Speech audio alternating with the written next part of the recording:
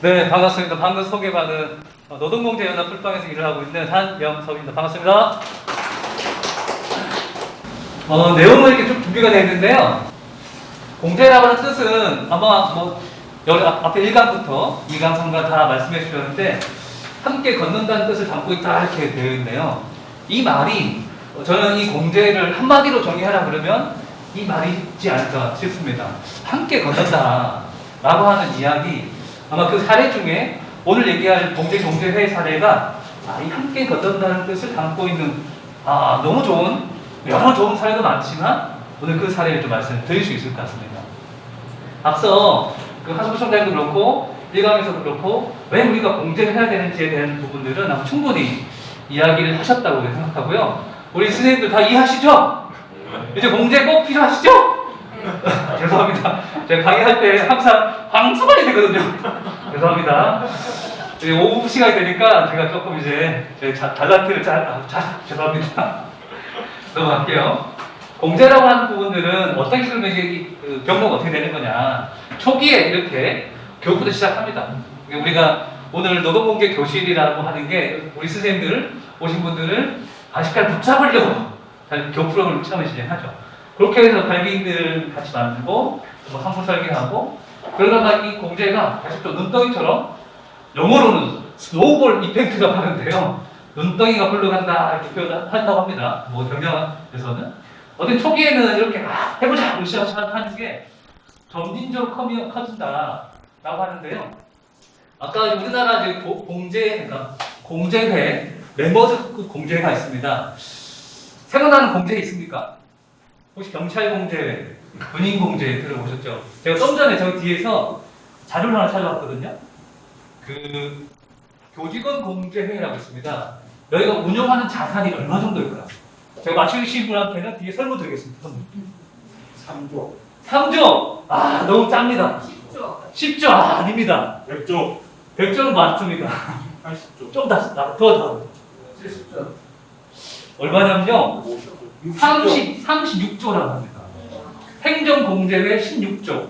노란우산 공제 많이 들어보셨죠? 여기 17조.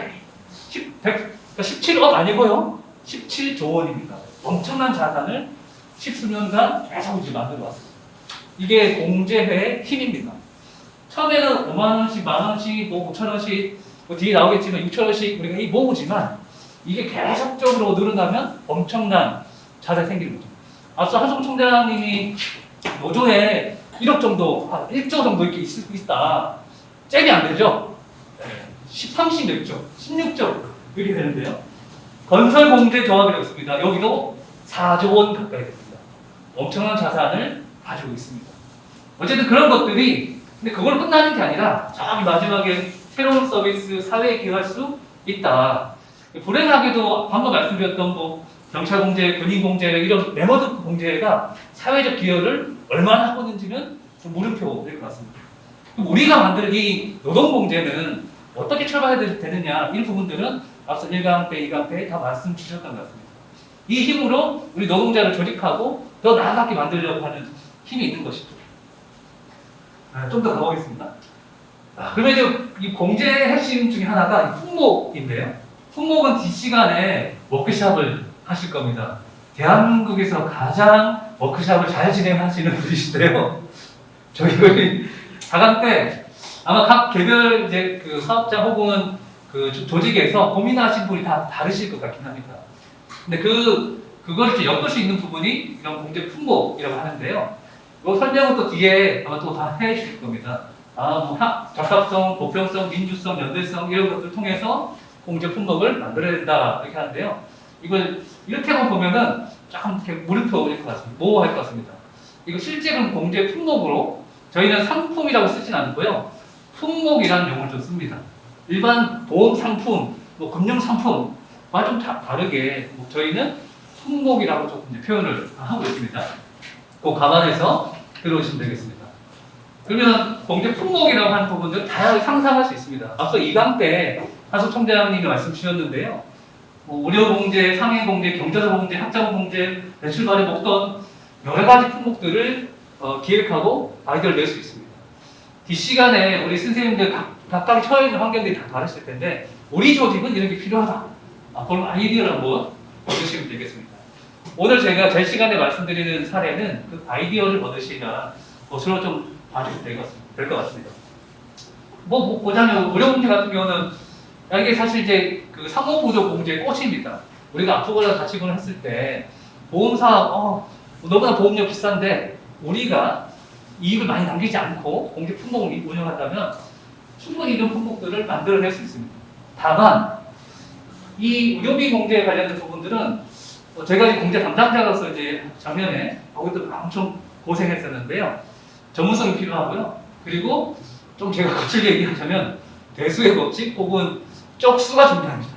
많은 사람들이 한꺼번에 함께 가입해야 이 부분들은 또 가능할 수 있습니다. 그래서 뒤에 아마 이제 김 총장님 말씀 주시겠지만 저희가 이제 공동 품목이라고 하는 것을 운영합니다. 개별 운영하는 게 아니라 같이 운영하는 그런 품목도 있습니다. 그 품목의 소개는 네 번째 시간에 해주실 겁니다. 상해공제 다쳤을 때 마찬가지고요. 경조사 이게 저는 이 경조사 공제가 굉장히 중요한 것을 생각해요. 우리가 누가 돌아가셨을 때 우리 조직이 뭔가 뭐 보낸다든지 화환을 보낸다든지 화환이 아니죠. 뭔가 이렇게 금조기를 보낸다든지 이런 부분들이 우리 조직이 나를 챙겨주구나, 우리의 공동체성이 살아있구나 이런 걸 느낄 수 있는데요. 제가 살고 있는 아파트에서 한 몇 달 전에 좀 돌아가신 분이 계세요. 이 사립경제에서 열심히 이제 한 몇십 년간 활동하신 분인데 그분이 이제 일하다가 돌아가셨습니다. 일요일 날 어떤 마을 장터 이런 것들을 하려고 막 분주하게 하시다가 아침에 돌아오셨는데, 근데 그분의 저희가 조직적으로 뭔가 대비를 하나도 못했었습니다. 명색이 사회주택이라는 이름으로 우리나라에서 1호 협동조합형 아파트에 저희 살고 있었죠. 근데 그 아파트에서조차 대비를 못했습니다. 그게 너무 안타깝기도 하고, 우리가 열심히 이렇게 일을 하고 있는데, 그게 사회경제 조직이든 노동조합이든, 사실 이제 가신 분은 말씀이 못 쓰시잖아요. 이런 대비를 하는 게 굉장히 중요하겠다. 그때 저는 다시 한번 작업을 했어요. 그래서 목표가 있다면은, 제가 살고 아파트라도 이런 경조사를 챙길 수 있는 조직 문화 혹은 틀, 이걸 만들면 좋겠다 싶고요. 제가 좀 강조드리고 싶은 것은 아마 우리 선생님들 각각의 조직들이 다 있으실 겁니다. 그 조직에서 대단한 분도 있겠지만 가장 전 기본이 기초가 이런 부분이 아닐까. 우리가 사람답게 살기 위해서 이렇게 밥도 먹고 일도 하고 하는 게 아니겠습니까? 근데 자본주의 사회되다 보니까 이런 것들 점진적으로 다 자본화되고 상품화돼 버리는 것이죠. 그걸 복원하는 게 굉장히 중요하겠다고 생각됩니다. 확장부터 해서 될 게 있습니다. 자, 넘어갈까요? 여러 사례는 여기 지금 현재 협동조합, 사제협동조합 동행 사례인데요. 이건 좀 넘어가겠습니다. 제가 전태일 열사님 말씀 좀 드리고 가겠습니다. 앞서 이제 한 총장님도 얘기하셨지만 전태일 열사는 공제 노동자이셨죠. 다 알고 계실 것 같습니다. 제가 공제는 이것부터 출발해야 되지 않을까 싶어서 그 자료집에는 없는 내용입니다. 제가 좀 빠르게 준비를 해봤는데요.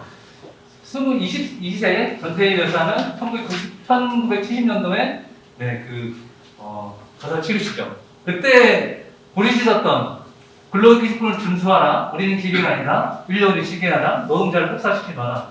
지금도 여전히 유효한 단어 같은데요. 이 당시에 저하 노동자 왜 이런 사건이 생겼을까? 이걸 좀 이제 살펴봤는데요. 이걸 산업적으로 이제 보자면 1970년대, 1980년대까지 우리나라 산업의 몇 군은 석유, 의류 이런 게 비중이 굉장히 높죠. 그러니까 비중이 높다는 얘기는 그만큼 종사자가 혹은 노동자가 많았다는 얘기입니다. 그러니까 많은데도 불구하고 처우는 개선되지 않았고 그러다 보니까 어떤 재미로 나타나게 됐던 게 이제 역사로 나와 있는 거죠. 근데 이렇게 하락이 없어요. 우리가 경보고 중심에서 이제 바뀌죠. 산업이. 지금은 어떤 산업이 우리를 먹고 살까요? 수출해서. 저를 도와주실 반도체, 중공업 이런 것들이 지금은 우리 수출에 큰 파일을 차지하고 있다고 합니다. 어쨌든 1970년도, 1980년도에는 경북을 중심으로 우리나라는 성장을 하였습니다. 그 떠받쳤던 노동자들이 계셨던 것이죠. 그래서 그 전체적으로 그 분실하신 이후에 이소동 어머니께서 그 평화시장 노동조합을 결성하게 됩니다. 1971년도에 그 청계피복 지구가 만들어지게 되는데요. 저는 잘 모릅니다. 그냥 제가 아는 만큼만 말씀드리겠습니다. 아마 저보다 더 깊숙이 알고 계신 분이 더 많으실 것 같은데 그냥 함께 공유한 차원에서 끄집어 봤습니다. 재밌는 거는 제 수준에서 재미있었던 거는 1972년도에 노동자 교육기관인 노동교실이라고 하는 것을 했다고 문헌에 나와 있더라고요. 참고로 저는 1981년도생입니다. 저 태어나지도 않았을 때라 제가 실수할 수 있으니까 우리 선생님 양해해 주시기 바랍니다. 1977년도에 이제 이소동 어머니께서는 이제 구속되시고 노동교실 폐쇄하고 노동교실이 엄청 중요하다 봅니다. 여기가 어쨌든 그 이제 활동가들을 육성하고 그런 기관에서 역할을 했던 것 같고요. 저희 노동문제 교실도 곧 폐쇄되지 않을까 아닌가요? 죄송합니다. 오늘 유머가 안 먹히네요.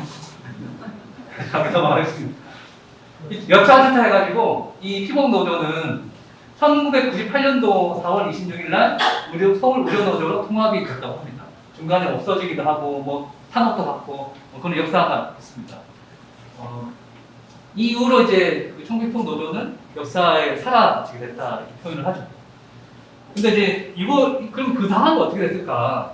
그 다음에 우리나라 산업변 아까 말씀 주셨는데 이 빨간색이 섬유입니다. 그러니까 경구목 이렇게 있겠습니다.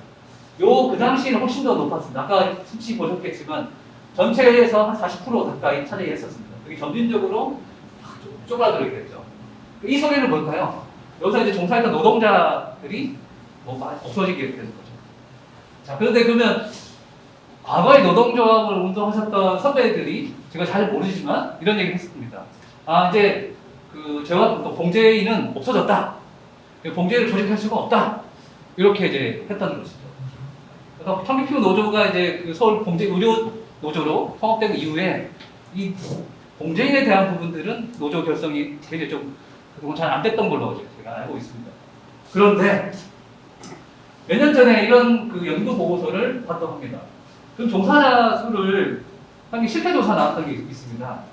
그 서울 지역에만 9만 명 가까이 아직 봉제인이 있다, 봉제 노동자가 있다는 거죠.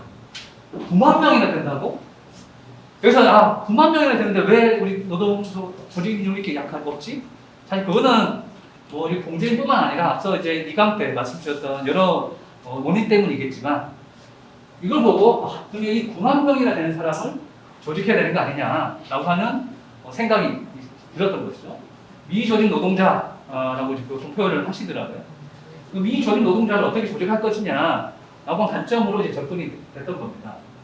근데 전체적으로 보니까 이 9만 명 혹은 전체 우리나라 2015년도 그때 이제 통계로 알고 있는데요. 전체는 14만 명 정도 된다고 합니다. 봉제 노동자가. 그중에 서울에만 9만 명 정도 있으니 서울 지역 중심으로 조직해야 되겠다. 그리고 그 수치도 감소하지 않고 미비하게 증가하고 있다. 계속 한 9만 명 수준을 계속 유지하고 있었던 겁니다. 이 봉제 산업이라고 하는 거는 중국으로 혹은 베트남으로 방글라데시로 다 빠져나가고 없어질 건데 라고 생각했는데 그럼에도 불구하고 9만 명이나 되는 꼭 14만 명이나 되는 노동자가 존재하고 있는 거죠. 존재하지만 존재하지 않는 그들 앞서 이제 그 절반의 노동이라고 하수 총장님 말씀 주셨던 그 노동자들이 이미 있었던 것입니다. 근데 이들의 처우는 상상하지 못할 만큼 처우는 과거에 머물러 있는 것이죠. 실제로 이 봉제인들의 어떤 그 근로조건들을 분석을 해봤다고 합니다. 2015년도에 서울 노동보직센터에서 연구를 했는데 봉제 힘듭니다. 인적 구성은 어떻게 될 거냐? 여성 노동자가 60%, 직업 만족도 뭐 여러 가지가 있습니다. 건강상의 위험, 근골격계 질환 이런 것 여전히 1970년도, 80년도에 있었던 그 질환이 여전히 있더라. 근로조건이 한치도 개선되지 않았다라고 이제 분석이 되어 있더라고요. 이 의료 종사자들의 기여는 어떻게 될 거냐 봤더니 다 5인 미만, 10인 미만. 이 5인 미만, 10인 미만을 다 따졌더니 대략 88.9%, 90% 가까이 되는 노동자가 다 10인 이하 사업장에 종사하는 것이죠. 앞서 이제 2강 때 말씀드렸죠. 절반의 노동자들이 처음 말씀드렸지 않습니까? 떨어지는 그런 사례입니다. 10인 이하의 이 의료 사업체에서 어떻게 노동조합이 결성되겠습니까? 이제 그런 사업장이었고요. 25개국에서 산재한 10인 미만 영세 사업장, 가족노동, 백공, 노령화된 노동, 장시간 노동, 뭐 말 안 해도 떠날 것 같습니다. 이런 상황들을 인식하게 되신 거죠. 그럼 이 범죄 공제회는 어떻게 고민이 됐느냐? 앞서 이제 이강 때 말씀 주셨던 것처럼 이 10만 명이 되는 이 사업장, 대부분 다 10인 이하 사업장인데 앞서 얘기했던 것처럼 임투쟁, 분배투쟁하기가 어려운 거죠. 왜냐하면 협상 파트너가 기업이라고 하는 협상 파트너가 이제 혹은 사용주라고 하는 파트너가 있다면 막 이제 우리가 임금 투쟁들을 하게 될 텐데 그렇지 않는 것이죠. 그럴 수 없는 것이죠. 그런 환경이란 말이에요. 그래서 뭐 성수기, 비성수기, 대륜노동, 장시노동 이런 부분들 때문에 공제를 조직하는 게 어렵구나. 그럼 이런 어려운 토대를 바탕으로 그래도 우리가 한번 조직해보자라고 노동운동 그 선배님들이 결의를 다시 하신 걸로 제가 알고 있습니다. 그래서 이렇게 모여서 이거 어떻게 해야 되는 거냐. 아까 그 보고서 2015년도 보고서입니다. 그럼 그 이후에 다시 모여서 우리가 그동안 우리가 이 조직하지 못했는데 다시 한번 조직해보자라고 모여서 기자들 하시고 했었습니다. 저는 뭐 이때 다른 일을 하고 있었기 때문에 정확히 잘 모르지만 이런 일들을 멀리 온 걸로 알고 있습니다. 그래서 공동 캠페인도 걸렸다고 합니다. 그래서 리플렛을 10,000부 이상 찍어가지고 돌리고 엄청난 일이죠. 100부 아니고 100장 아니고 10,000부 가까이를 찍어서 그렇게 엄청나게 노력을 많이 하신 것 같습니다. 근데 이제 결론적으로는 생각보다 노동조합 조직이 잘 안 됐던, 다시 결의를 가지고 시도했지만 다시 좀 뭐 이제 절반의 성공이라고 할 거야. 기대한 만큼 그 조직이 잘 안 됐던 것 같습니다. 그래서 이 문제를 다시 좀 해보자. 왜 조직이 안 되냐라고 했더니 노동조합의 기본 활동이라고 할까요? 지회 사무실을 전무하고, 그다음에 노동자들은 이제 고령화됐고, 그다음에 지역이 다 파트너되어 있는 거죠. 뭐 한 곳에 다 창신동 거기만 있는 것이 아니라 종로, 성북구, 동대문 다 이게 사업장이 쪼개져서 이렇게 존재하다 보니까 여기를 조직하는 게 굉장히 어려운 거죠. 그리고 이 세 번째, 인구 유입, 그러니까 새로운 노동 인력 청년들이 안 들어오게 되니까 여기 끝났다. 제가 좀 거칠게 얘기하자면 좀 패배감에, 혹은 이 산업의 하향 산업이기 때문에 여기 뭔가를 투여해봐야 아무 성과가 없으니 그냥 좀 냅두는 뭐 그런 게 있었던 것 같습니다. 참고 제가 틀린 거는 뒤에 우리 김영 총장님이 다시 얘기해 주실 거니까 마음 놓고 제가 하겠습니다. 네. 이런 상황 인식이 있었던 것 같습니다. 그래서 이거를 좀 어떻게 좀 다시 좀 해결해 볼 거냐라고 다시 모였다고 합니다. 그래서 우리 노동조합 어떤 그동안 전략 이것만으로는 안 되니까 이 사회경제 조직이랑 뭔가 같이 하면은 방법을 좀 찾을 수 있지 않을까라고 이제 생각한 거죠. 이때 저도 이때 그 카톡방에 들어가 있었습니다. 무슨 카톡방이었냐면 이 당시에 이제 송경은 신부님이라고 계십니다. 그분이 이제 이런 노동운동 하시는 진영, 그 다음에 사회경제 하는 진영 이렇게 같이 모여서 카톡방을 하나 만들었는데요. 그때 저도 들어갔던 것 같습니다. 그 간담회 자리였는데요. 이때 이분이 그 청년연대는 토닥을 처음에 만들었던 그 조금득이라고 하는 여사입니다. 이분도 같이 이제 그 옆에 있죠.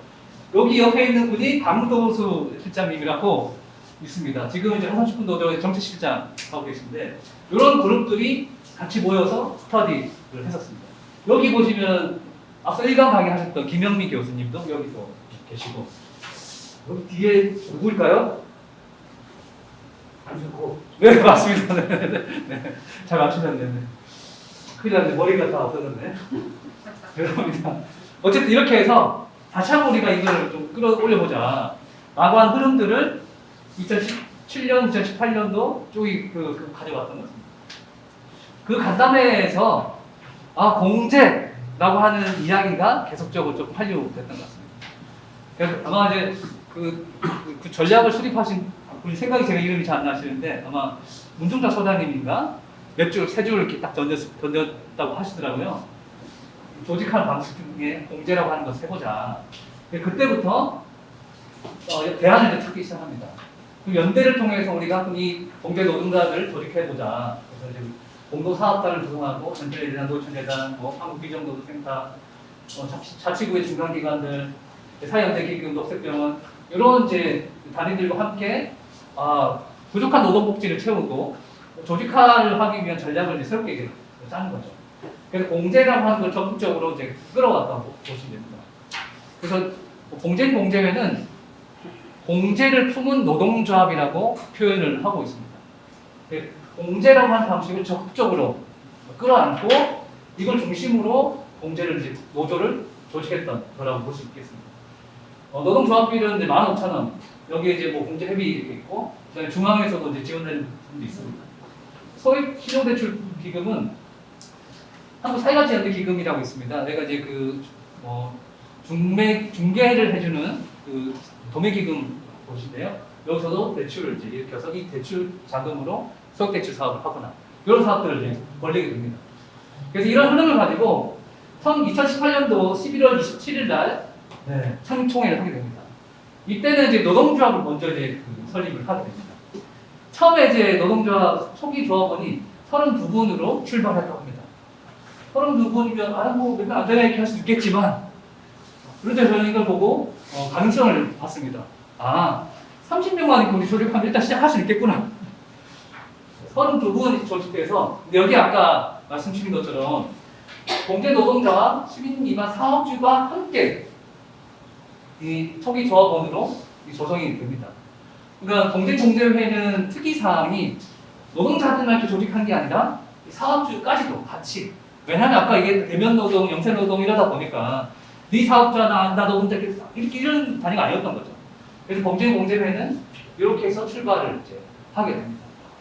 그러고 나서 이제 노동조합은 이제 띄웠는데 그 다음에 공제에 띄워야 되지 않겠습니까? 공제를 잘 하기 위해서 공제인 설문조사, 그러니까 수요조사 이렇게 표현할 수 있는데요. 이 내용은 아마 4번째 강의 때 다시 얘기 드릴 겁니다. 어떻게 필요하냐, 이런 게 필요하냐, 대출이 필요하냐, 경제사업 공제가 필요하냐, 여러 가지 것들을 질문을 던지고 그런 것들을 받아내기도 하고 이 자체가 사실은 이제 캠페인인 거죠. 이 자체가 노동조합 조합원들에게 뭔가 우리가 활동을 하고 있다라고 하는 걸 보여주는 것. 실제로도 그 데이터를 가지고 공제 품목도 이제 만든 걸로 알고 있습니다. 그래서 이런 흐름을 가지고 2019년도 1년 지났죠. 11월 27일 날 공제회를 다시 만들게 됩니다. 그러니까 이제 화장식품 노조 안에 공제지회가 있고요. 공제회 지회는 공제회 사실 같은 말이라고 할 수 있는데요. 여기에 띄우게 됩니다.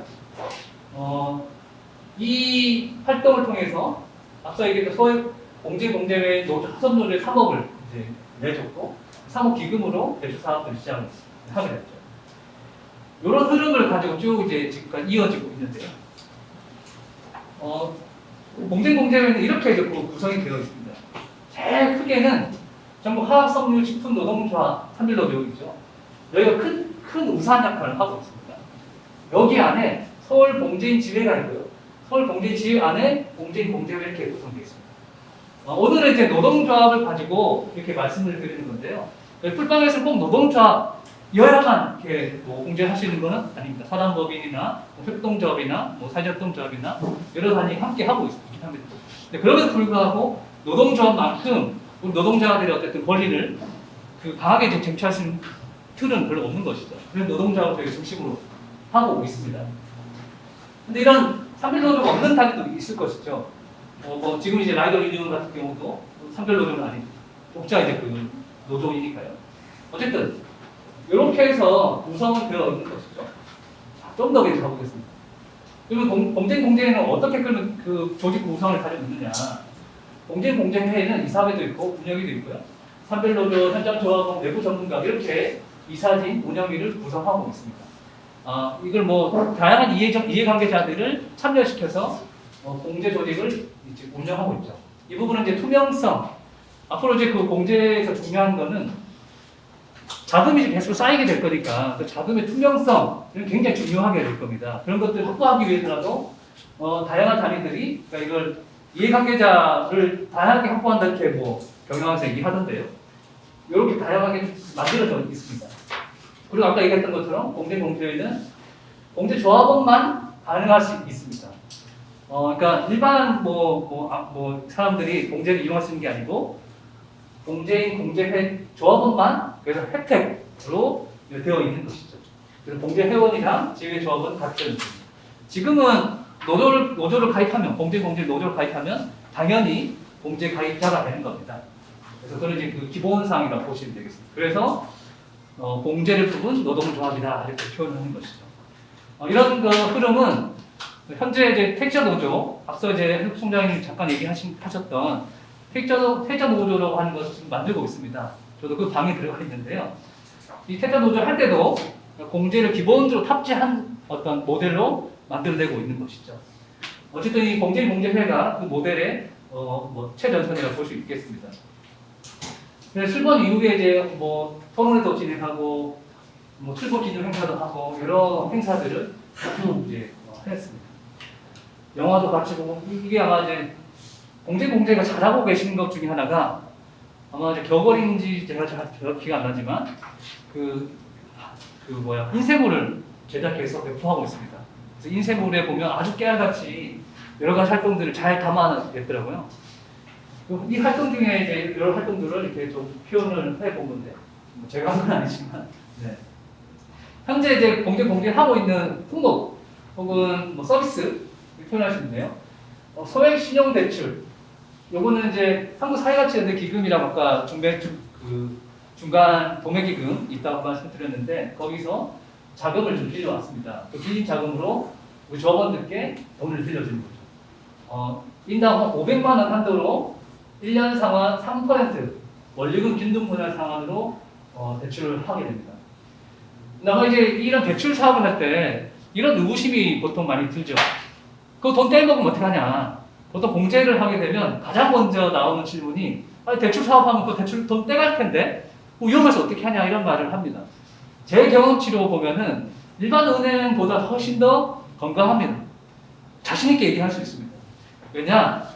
이 공제의 소액 대출은 관계금융이라고 표현할 수 있습니다. 이 관계 속에서 대출을 해야 되다 보니까 내가 대출을 안 갚고 그러니까 못 갚는 게 아니라 안 갚고 톡낀다 라고 하면 이 조직에서 완전히 나가야 되는 것이죠. 그럼 이 조직에서 내가 뭔가 같이 할 것도 있고 한다면 돈을 안 갚는 게 아니라 못 갚을 수도 있겠다. 이 한 끗 차이가 정말 중요합니다. 안 갚는 것과 못 갚는 것은 전혀 다른 개념이죠. 저는 이제 관계금융 혹은 공제를 할 때 가장 중요한 프레임은 우리 조합원이 돈을 못 갚는구나 라고 먼저 생각을 해야 된다고 생각합니다. 그래야 왜 돈을 못 갚지? 뭔가 상황이 안 좋나? 그러면 다른 지원이 필요한 건가? 이렇게 연속적으로 갈 수 있는데요. 왜 돈을 안 갚아? 이렇게 내밀지면 그러면 그때부터 자꾸 추심을 어떻게 해야 되지? 그러면 돈을 빌려줄까 말까? 이렇게 계속 이제 그 갈짓자를 타게 될 겁니다. 그래서 이 부분은 확실하게 기준을 수립했다. 그러면 3개월 이상 혹은 6개월 이상 조합원 자격을 유지했고 보시면 6개월 이상 공제 부분을 납입한 조합원 그리고 조합 교육을 필수 이수했다. 그리고 조합원을 출산을 했다. 이런 요건만 부합되면 무조건 일반 은행처럼 신용 등급을 보거나 서류를 복잡하게 한다든지 이런 걸 하지 않는 것이죠. 그러다 보니까 오히려 더 저건 믿고 우리에게 돈을 내기도 하고 돈을 빌려가서 또 다시 갚기도 하고 이런 공제조합들의 특징은 저는 거기 있다고 생각합니다. 근데 이런 작은 조직들의 이런 연대가 주는 어떤 그 사회적 자본이라고 할까요? 눈에 보이지 않는 사회 자산이라고 저는 생각하는데 소액대출 사업은 그런 것들을 경험할 수 있는 아주 좋은 도구입니다.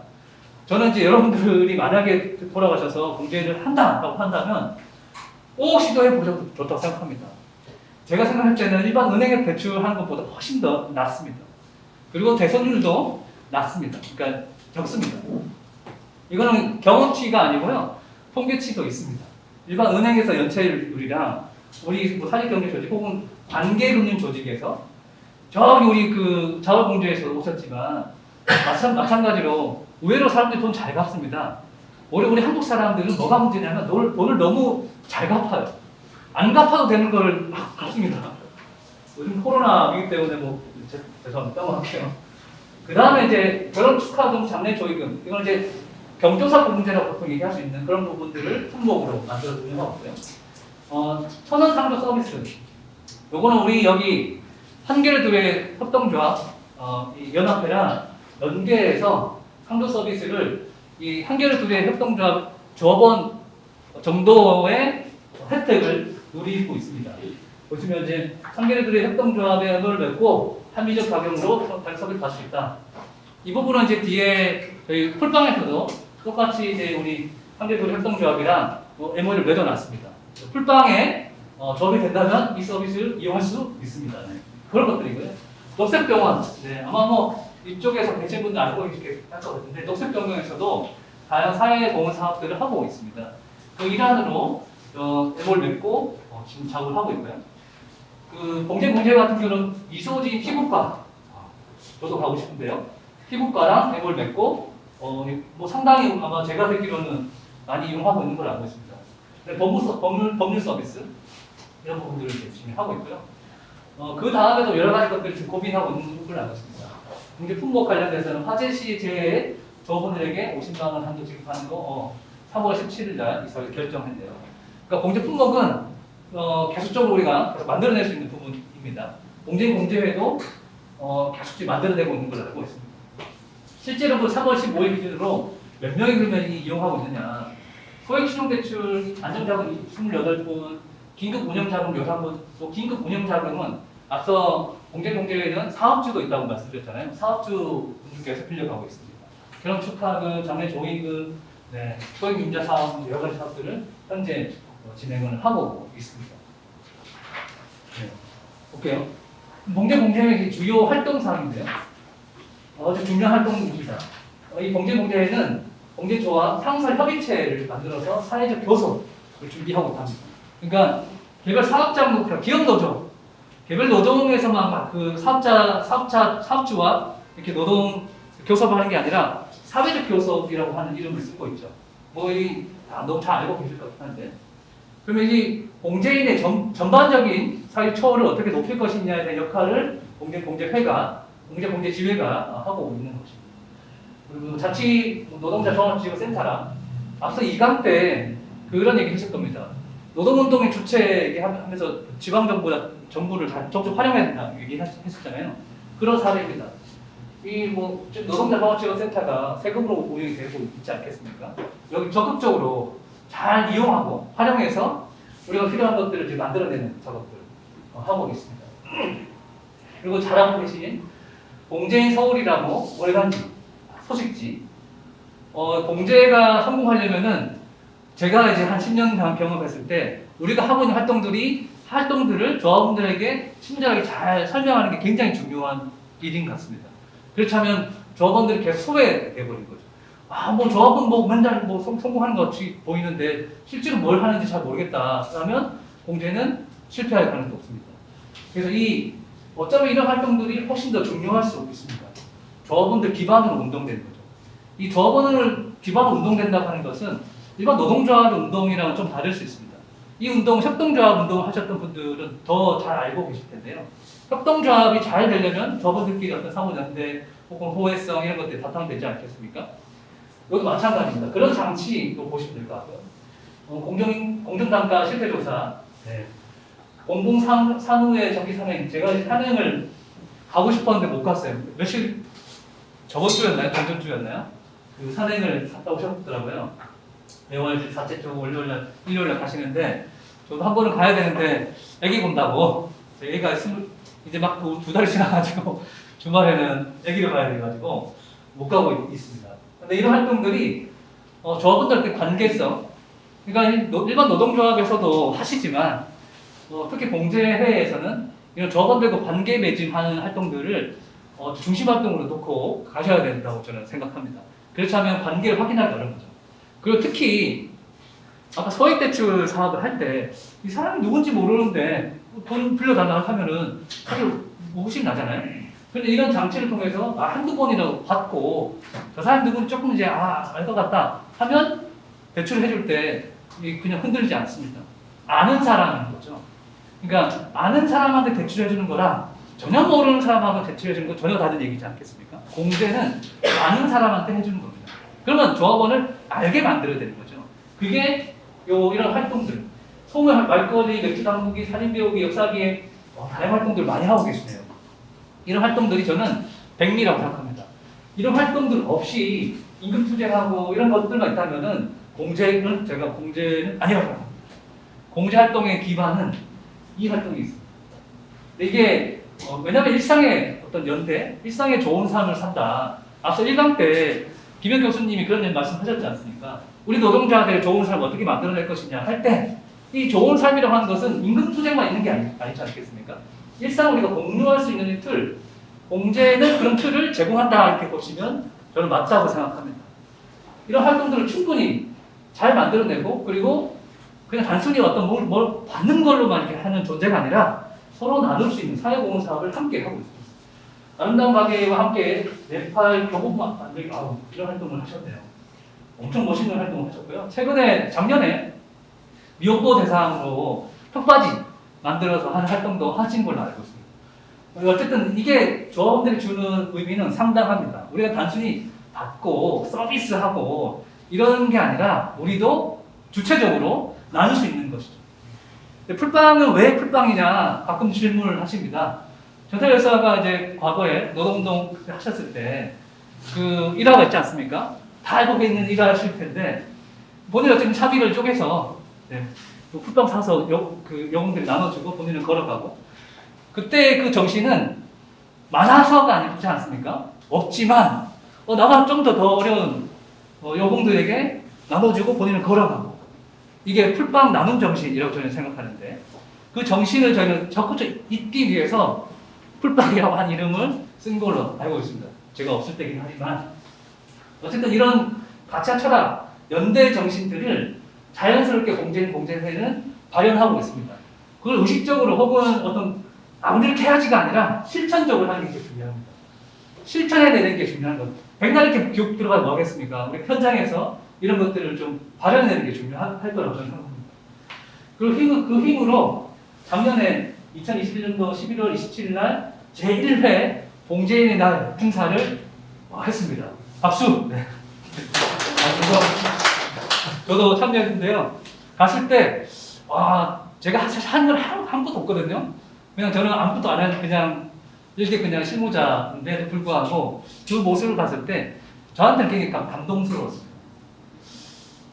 그래서 저희 풀빵도 올해 제1회 노동공제의 날을 준비했습니다.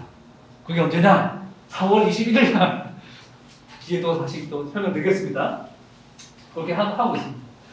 이 공제회는 그럼 향후에 어떻게 이제 하려고 하느냐, 요 얘기를 이제 하고, 제 이야기는 조금 마무리 짓겠습니다. 우선 공제회는 화성식품 노조 공제지라고 말씀드렸잖아요. 공정임금, 공정단가, 실태조사가 했다고 했는데요. 그걸 통해서 캠페인을 벌리는 작업들을 하려고 하고 있고요. 그다음 공사업주, 노동자, 아까 사무소 협의체 구성한다고 말씀드렸는데 그걸 통해서 지역 공동 근로복지 기금을 만든다. 요거는 이제 노동문제 지회랑 함께 해가지고 근로복지 그 기금이라고 들어보셨나요? 이 기금 엄청나게 상여했습니다. 이 돈은 기존에는 사업주들이 이제 근로자를 대상으로 기금을 하면 정보를 매칭시켜주는 그 프로그램을 제가 알고 있습니다. 그거를 융합해서 모델을 만들어 보려고 하는 게 이 성실협의체입니다. 제가 듣기로는 재화뿐만 아니라 이제 주얼리 혹은 봉제뿐만 아니라 재화, 주얼리 이런 도심제조 연속회가 있는 것 같습니다. 그 안에서도 이런 지역공동 근로복지 기금 융합 모델 고민하고 있는 걸 알고 있고요. 이건 끝나는 게 아니라 이게 제도화되어야 되지 않겠습니까? 그러면 이제 서울시라고 한다면 서울시 조례를 개정하는 운동을 한다든지 마침 또 지방선거이니까 뭐 후보들이 공약을 낼 수 있게끔 저렇게 차원도 하고 있고요. 풀빵 같은 경우도 풀빵은 아직 좀 그 법 체계가 아직은 조금 이제 미비합니다. 미비하다는 얘기는 귀에 걸린 귀걸이, 코에 걸린 코걸이 있을 수 있습니다. 그러면 이제 만약 공격이 들어오게 되면은 꼼짝을 할 수도 있긴 한데요. 근데 이런 허술한 어쨌든 법률 체계를 정비하기 위한 법안을 조금 준비하고 있습니다. 예를 들면 노동공제 특별법 이런 것들을 만들어서 노동공제를 조금 더 제도화시키는 작업들 이런 것도 고민하고 있고요. 그러니까 이 작업들 법률을 개정하는 작업 혹은 조례를 개정하는 작업 여러 단위 활동들을 할 수 있는 거죠. 그러면 각각의 아마 각각 가지고 있는 사업장 혹은 그 뭐 단위 조직들의 처우에 맞춰서 이런 작업들도 할 수 있지 않을까 싶고요. 그리고 공제는 이제 지금 아까 잠깐 보셨는지 모르겠지만 지금 현재 조합원 250명 아까 초기에 몇 명부터 시작했다고 그랬죠? 네, 36분인가 에서부터 불과 몇 년 안 됐는데 벌써 250명이 됐다. 근데 이 250명 뭐 얼마 안 되나 이렇게 할 수도 있겠지만 아까 이제 청계평 노조가 이제 이제 폐쇄되고 난 이후에 다시 봉제인을 조직한다고? 제가 이제 그 주소들은 말로는 이 봉제인 혹은 봉제 노동자들 세계에서는 대단하다라고 이제 하시더라고요. 저는 그런 걸 감각적으로 잘 모르지만 어쨌든 이 숫자가 숫자로 붙이는 게 아니라 이 숫자가 점진적으로 더 많아지려고 지금 하고 있고요. 풀빵이 어쨌든 만들어진 이유도 이런 개별제 노동공제회들을 좀 더 잘 서포트하는 역할로 풀빵이 이제 존재하는데요. 여기 우리 그 봉제공제 더 나아가서 봉제공제회만 하는 게 아니라 우리 40분 노동공제회를 만들고 싶다 이렇게 포부를 밝히고 있습니다. 산별노동도 조합원이 35,000명 정도 된다고 합니다. 그 중에 백인이하 사업장이 150명의 사업장이니까 이들을 이제 우리가 조직한다라는 그런 그 바람을 우리 봉제공제회에서 하고 있습니다. 봉제공제회가 사회에 이제 뿌리는 씨앗 엄청나다고 저는 생각합니다. 이런 롤 모델이 있으니까 이 롤 모델을 바탕으로 해볼 수 있는 것이죠. 각각의 모델이 다 다양할 수 있습니다. 다음에 또 기회가 된다면 우리 좋은 이웃의 사례 혹은 우리 함께의 사례, 청년연대 토닥 사례 다양한 사례가 있긴 합니다. 각자 처해는 환경에 따라서 그걸 이제 좀 잘 쓰면 되는 것이죠. 아까 이제 그 시흥에서 청년들 시흥 청년연합회가 있는 걸 알고 있습니다. 그 친구들이 저한테 강의 엄청 해갖고 몇 년에 갔다 온 걸로 제가 기억이 나는데 그런 단위 활동들 노동조합이 이건 더 좋겠지만 노동조합이 아니더라도 이 활동들을 해낼 수 있는 게 아닌가 싶습니다.